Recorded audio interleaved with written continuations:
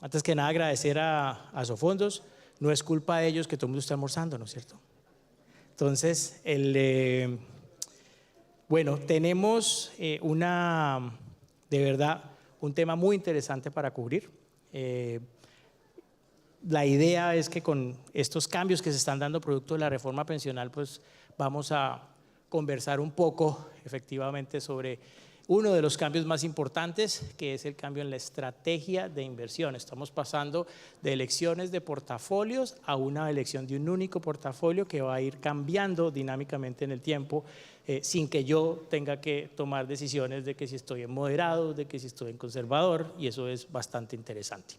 Entonces, voy a cambiarme a inglés porque nos da pena con los invitados. I'm going to switch to English now because basically our full panel basically speaking English. So the first person that I'm going to call here is Sarah Pollock. Sarah is a director basically from the multi-assets indices of Standard & Poor's, the Dow Jones indices. She works in the US. Then I'm going to call Jacob Tansmeister, basically. He's a managing director at JP Morgan. He works out of Germany. Nick Nefus is a managing director at BlackRock.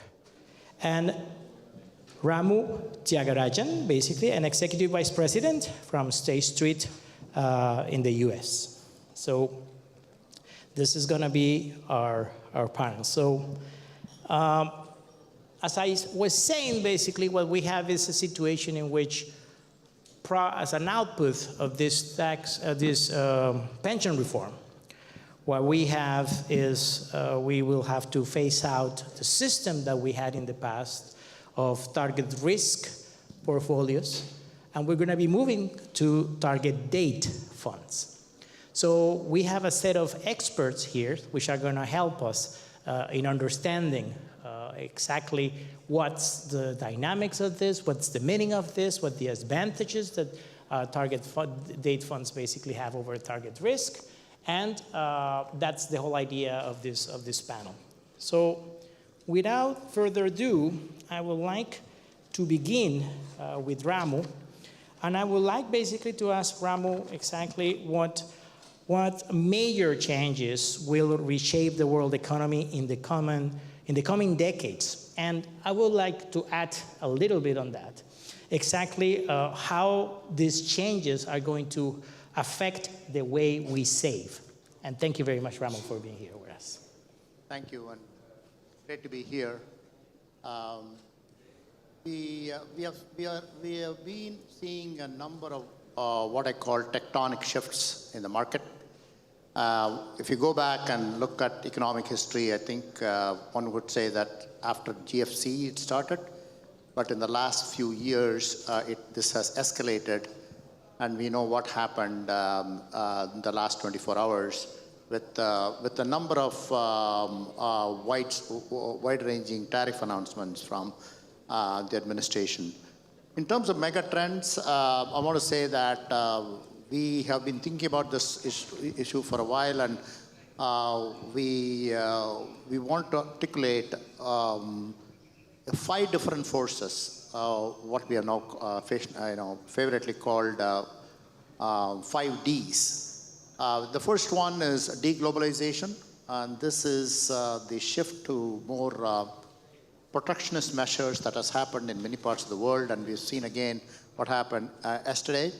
As an expression of that, deglobalization is inflationary, and that's something as a trend that we have seen, and that's the first one. It's not just the US and other parts of the world as well.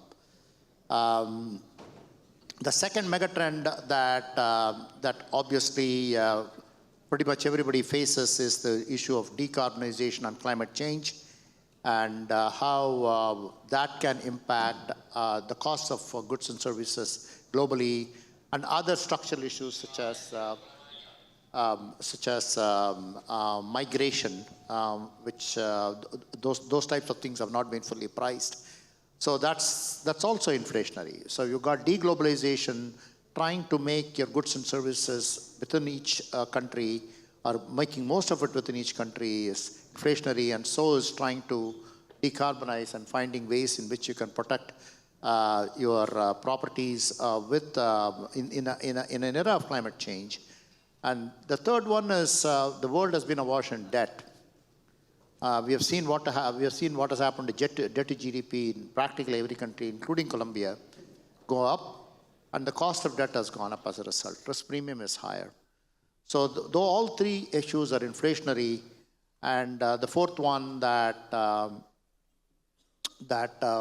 been an age-old one, but that's become more important recently, is the idea of demographics. And after COVID, what we saw was not only the tragic deaths in COVID, but also the issue of de facto aging coming from long COVID. So demographics is also challenging in many ways. The effects of demographics is multifold. One of it would say it's somewhat deflationary, but it does reduce the amount of productive population that you have, and that could have some inflationary impulses. The last one is the fifth D, is what we call digitalization. We know the effects of Gen AI and other AI initiatives globally, and that could have, in the medium term, a negative effect on inflation and bring down costs of goods and services. Now, what does this all mean for saving? What one would say is that, one, the risk premium of assets has to go up as a result of this inflationary environment. Second is that one would have to say that because your cost of capital is higher, one would have to have expected higher returns in your asset classes that you need to have, right? And the third thing is that you need to make sure that as a result of these mega trends that can rock the market, we've seen what's happened to the dollar today, multi-standard deviation move. One would have to have proper risk mitigation and risk control components in your portfolio as you think about whether it be saving or whether it be any type of plan you have. Thank you very much, Ramo. Very, very interesting.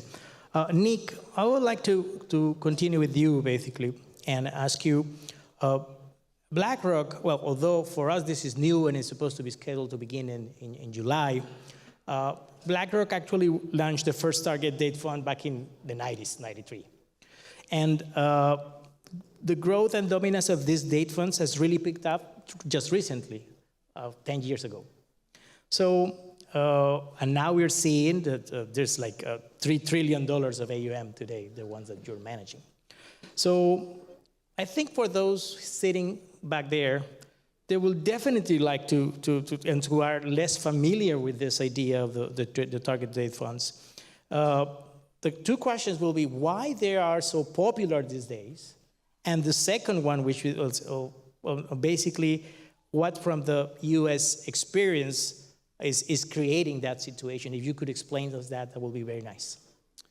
Sure, thank you, first of all, and thank you for everybody here. So target date funds have gotten very popular, and it's not just a US phenomenon, so I'll kind of challenge that a little bit. What I would describe this as is target date funds are an outcome of a problem. They're not the input into the problem, and it's a very important statement to make, so I'll say it again. The target date funds are the outcome, not the input. What you're seeing happen in multiple countries around the world that are not going to use defined benefit plans and start using defined contribution plans is there's what I would describe as the rise of professionalization. So what you're seeing in some more of the advanced defined contribution markets, US, United Kingdom, Australia, we often forget about, and I would put Canada in that bucket as well. There's some Northern European countries we can talk about as well. They're going through the transition. What you would see in Australia is we don't call them target date funds, we call them superannuation. In the United Kingdom, what we're calling them now are master trusts. In both the US and Canada, we call them target date funds. But what all four of these countries are solving is how do you get income to retirees after about a 45-year working life. We call that a life cycle model. So before you think about target date funds, you have to think about what are you trying to solve? And what we're trying to solve is what's called the life cycle model. When we all start working about our 20s. We have a 100% unfunded liability, 45 years in the future, that we call retirement. So the objective of a target date fund is not to just balance risks over a lifetime, it's to immunize that liability. So the target date funds are popular because they take more risk when you're young, understanding how to immunize that liability. As you're getting older and you have less time to work, it's not that they're getting less risky, you have less ability to save and less time, so we need to take less market risk, but there's other risks that we have to consider. So when you've moved away from DB plans, you've put the burden on the individual, and that's where the rise of professionalization comes in. So what we've done in all four of these markets, US, Canada, Australia, United Kingdom, is we professionalized asset allocation, we professionalized risk-taking over a lifetime, we professionalized procurement, which keeps costs down, we professionalized rebalancing. So what you're seeing in most markets around the world, markets are not starting defined benefit plans, they're starting defined contribution plans because this risk is shifting from corporates and governments to the individuals. That's what you're seeing happen. In the US, it ramped up about 20 years ago with some regulatory changes. The UK started to ramp up in about 2015 with similar regulatory changes. Australia was around the same time as the US when superannuation started to ramp up. But they're all solving the same problem. We just call them different things.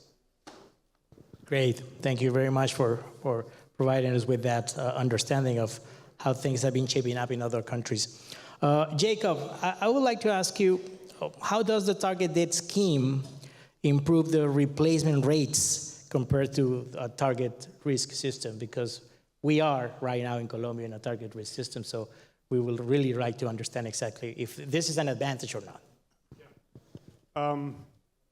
Again, thanks for inviting us and having us. This is probably the most timely discussion to have now that you're thinking about transitioning.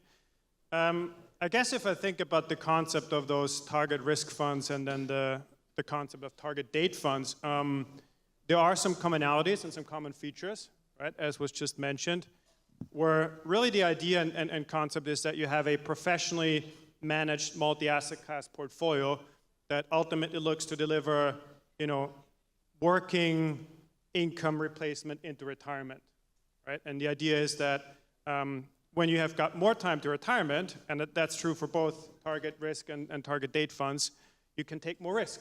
Younger people have more time to absorb the risk and capture the growth opportunities from taking more market risk.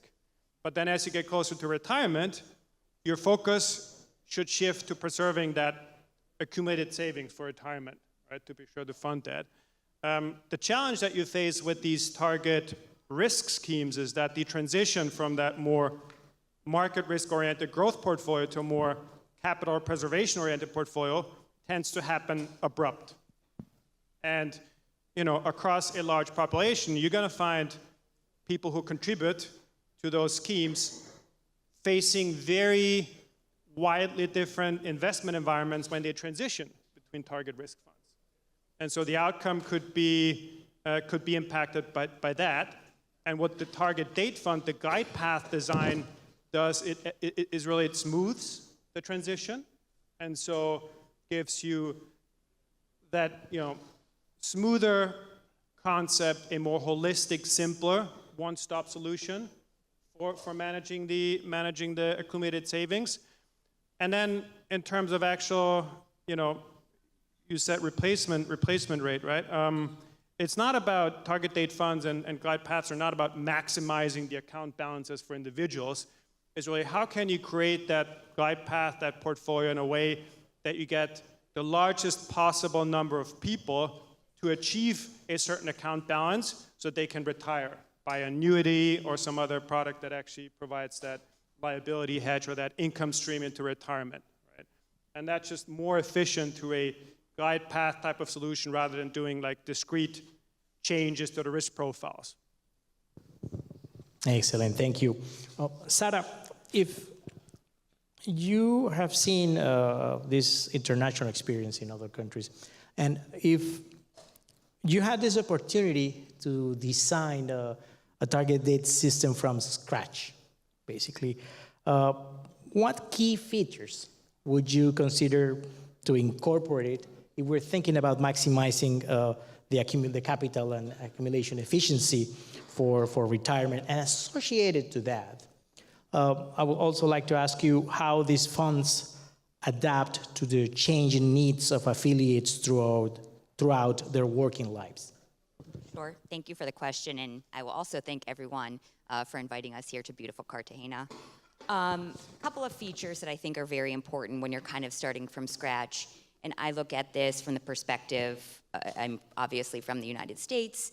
We don't use a lot of alternatives for a variety of reasons. But one of the reasons, I think, is because our target date strategies are funds of funds, and they are used in separate and distinct parts of portfolios. So for example, let's BlackRock 2045, may have a high yield element, and that high yield component can be held in other parts of people's portfolios. So a variety of reasons we don't use alternatives a lot, but they can be very accretive to incremental returns, especially in the farther dated vintages. So I think the utilization of alternatives for the illiquidity risk premium and equities in farther dated vintages, I think those are very important.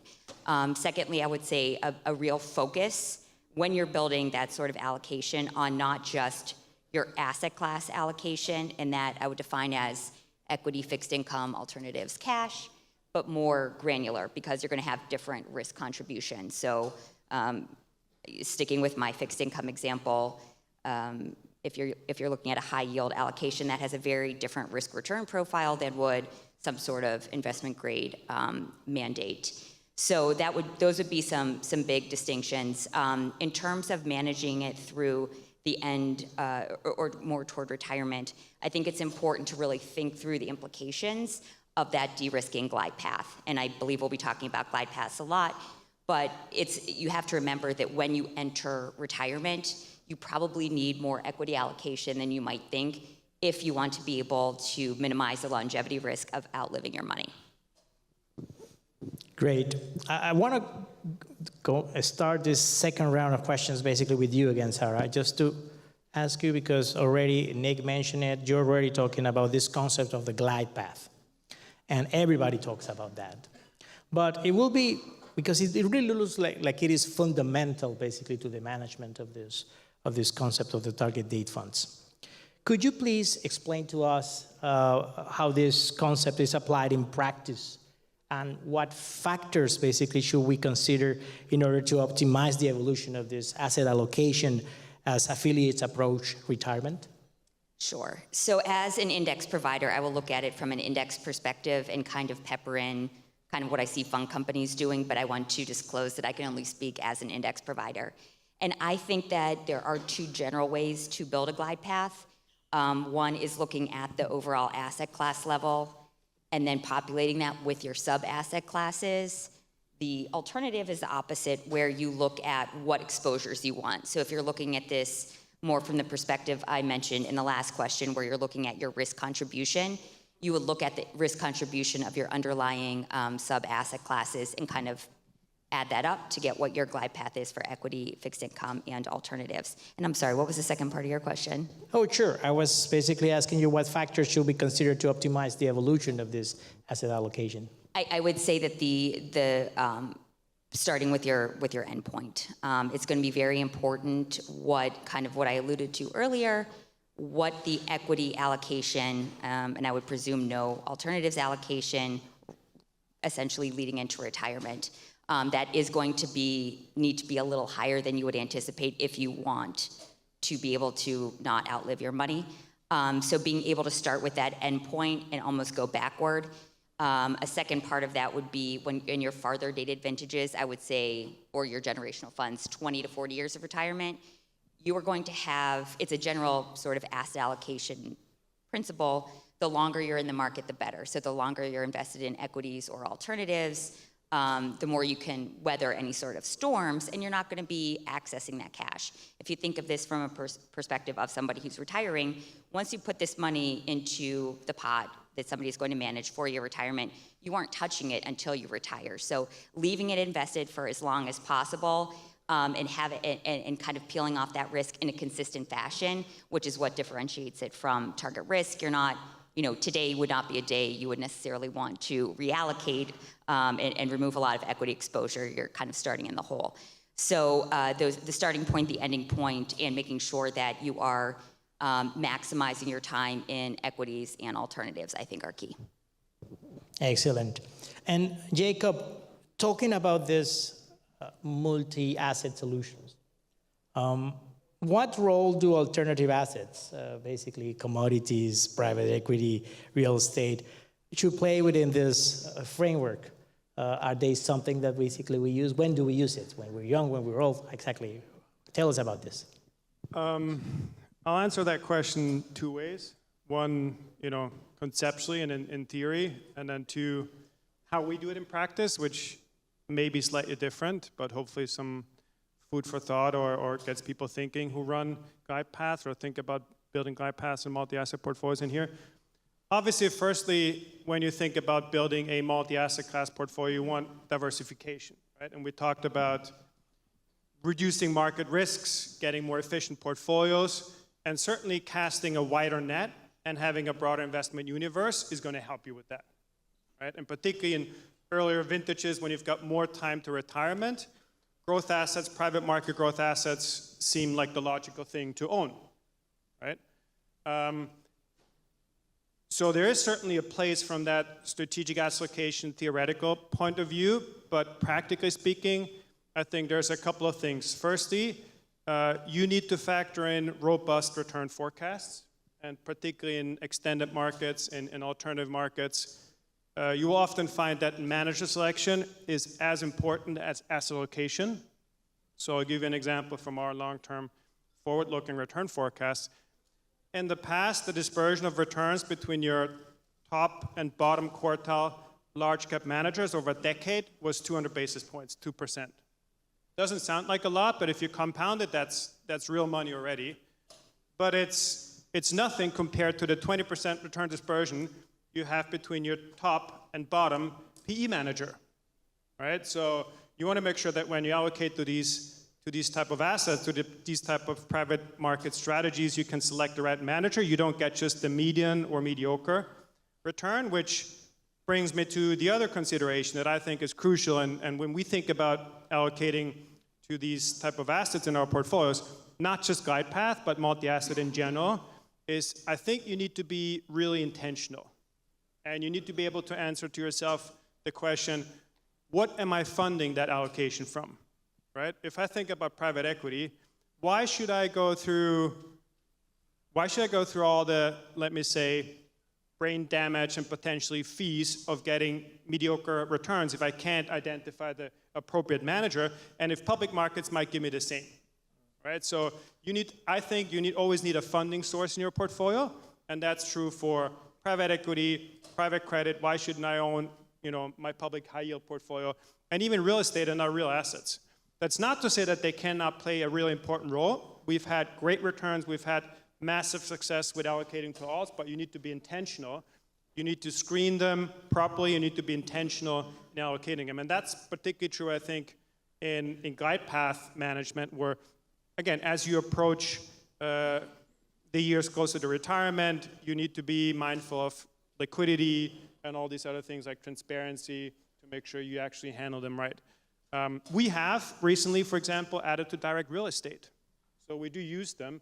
But again, it's all about like how do you actually do it intentionally and what's the value add you get from them. So you don't just, like I said, waste your time allocating to something because that's what everyone does. Great. Nick, you just talk to us about how BlackRock basically has done this development of many target date funds all over the world. Even in emerging markets such as Mexico, basically you have had that experience. So let's move on a little bit from the financial part of the story.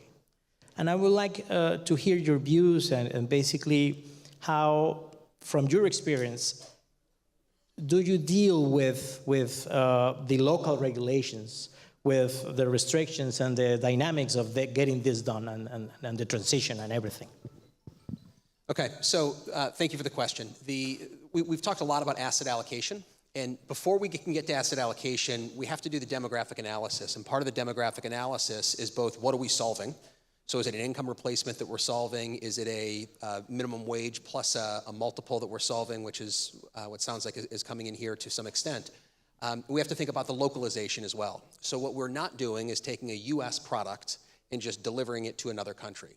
What we're doing is we're taking essentially a an equation, and we localize that equation. So before we ever talk about asset allocation, we have to figure out what is it that we're solving. And what we're solving for is retirement income. We have to figure out how do we solve for retirement income given regulation and also given local market, capital markets. So Mexico, for example, has higher short-term bond yields than developed markets. It has higher inflation than developed markets. It has higher variability of inflation. All of that has to be put into the modeling before we ever talk about what does the glide path look like or what assets that we can buy.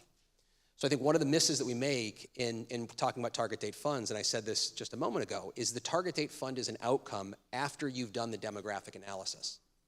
So we're currently operational in 9 countries around the world, and then in the US, I think we have 6 different target date funds. All of those funds start with the same blank sheet of paper. We have to understand what does local earnings look like? What does local spending look like? What does mortality look like in these countries? What are capital market assumptions? Regulations get put into that as well. So we have different regulatory bodies around the world that we have to work with. For example, in France, we're not allowed to own more than 70% equities in the French market. Therefore, our long-dated vintages have 70% equities capped, even though we would like to own 100% equities. That creates other problems then in the modeling.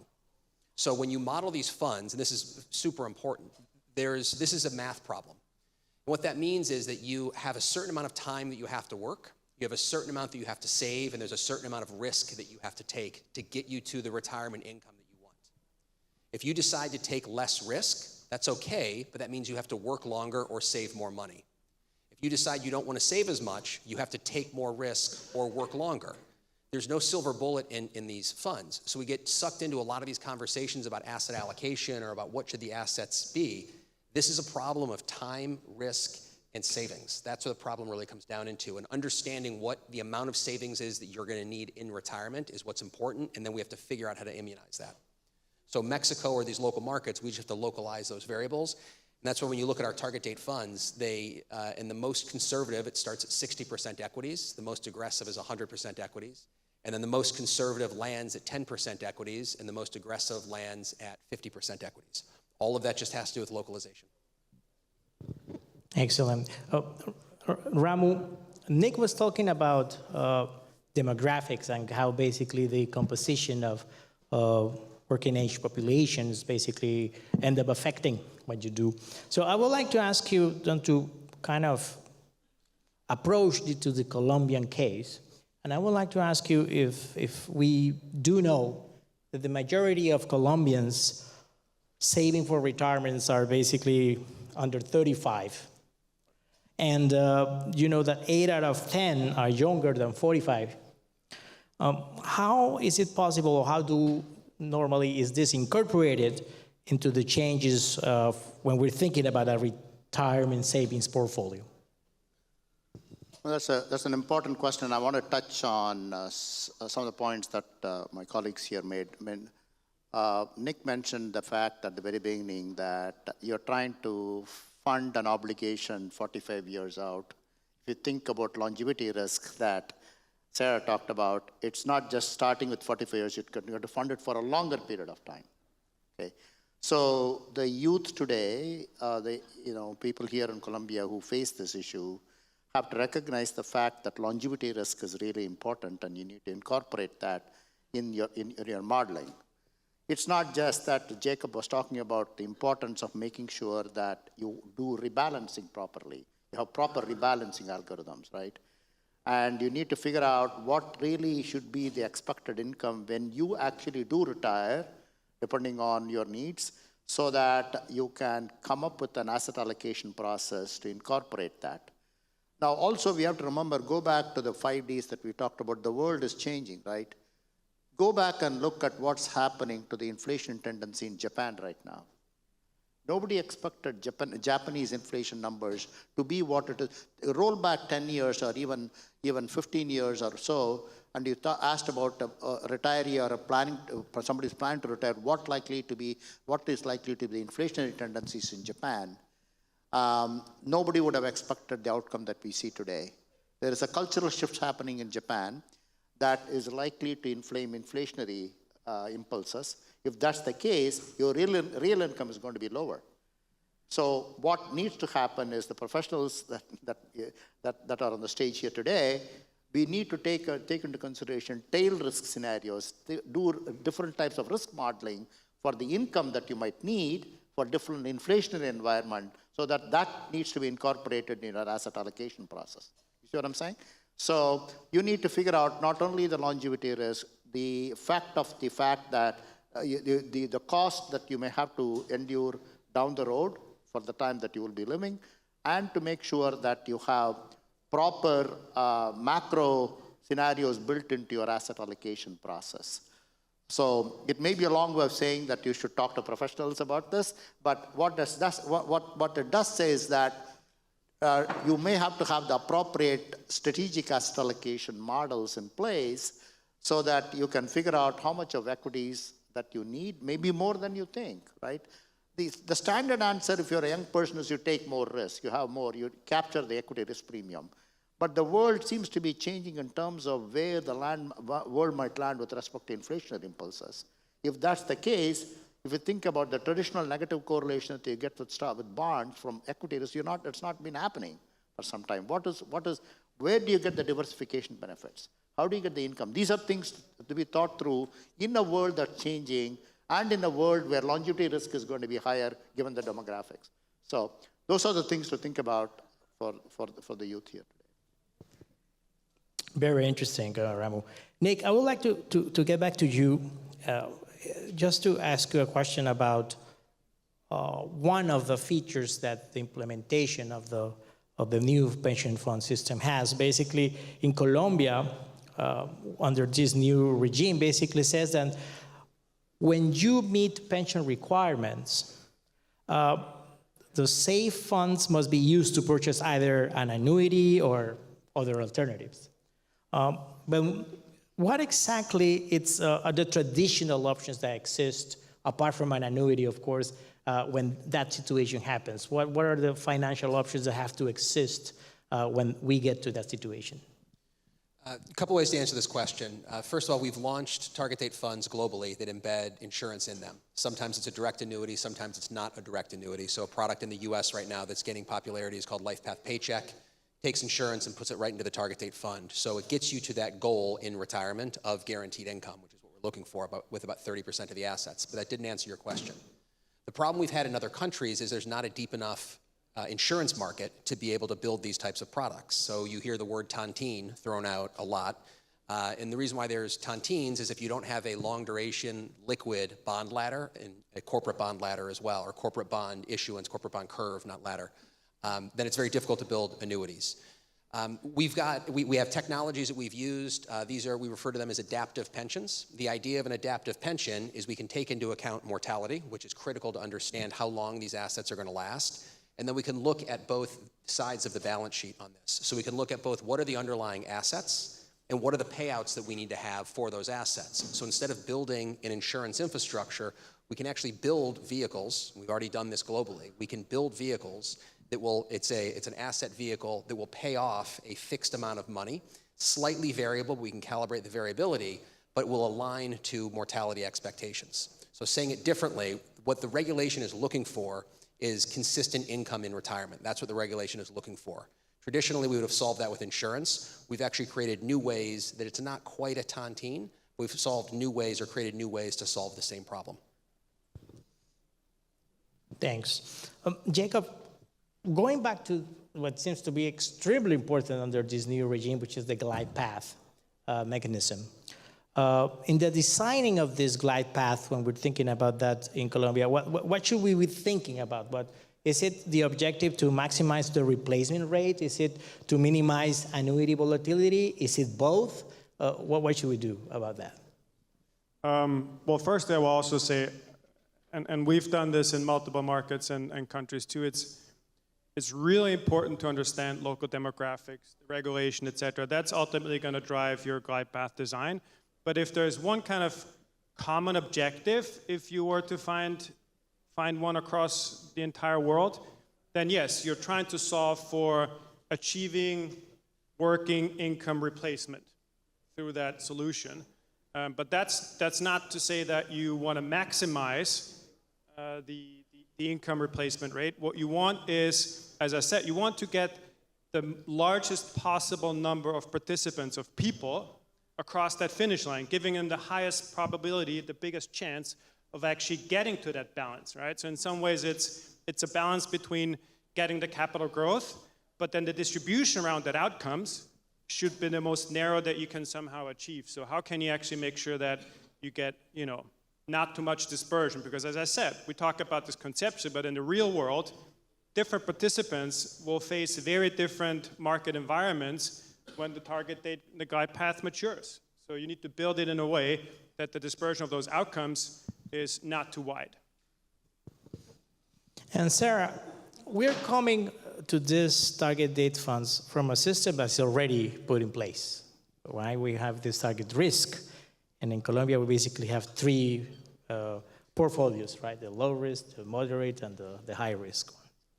So thinking about the transition, and when we put this into place, we're going to have basically some people already with some savings and with decisions associated to each one of these portfolios. How do we handle that transition in the most efficient way possible, and what risk we need to consider when doing this transition? So I think there's a portfolio question there and potentially an education question there.